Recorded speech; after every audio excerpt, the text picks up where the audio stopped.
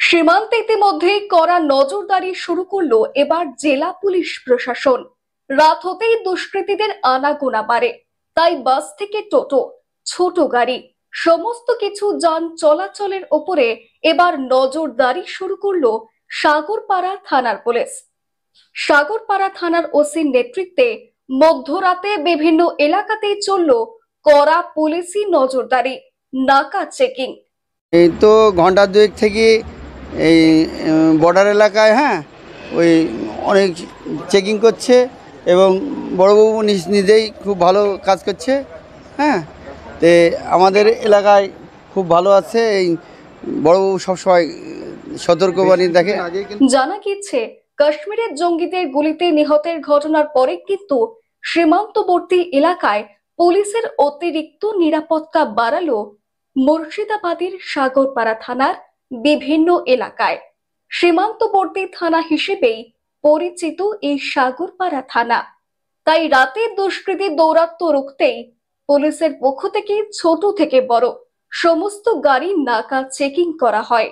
গাড়ি চেকিং করে কোনো ধরনের আগ্নেয়াস্ত্র ও নাশকতার জিনিস সীমান্তবর্তী এলাকায় ঢুকছে কিনা তার খোঁজে তল্লাশি শুরু করে পুলিশ।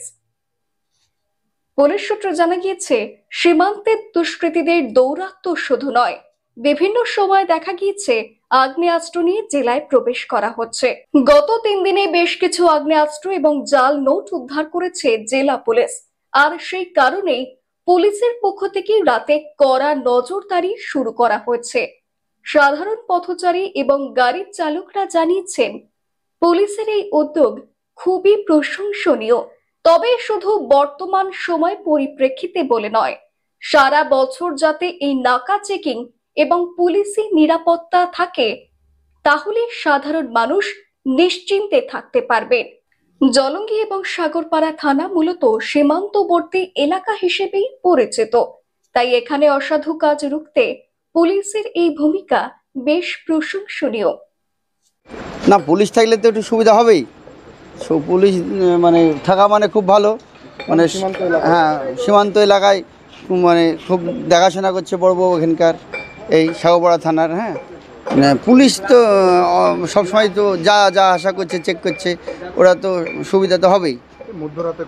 মধ্যরাতে এখন তো রাত 12টা, আবার রাত্রি আবার পাক অনেক রাত্রি ভরি দেখাশোনা করে। এই জন্যে খুব ভালো লাগে আমাদের। মুর্শিদাবাদ থেকে কৌশিক অধিকারের রিপোর্ট, লোকাল 18 বাংলা।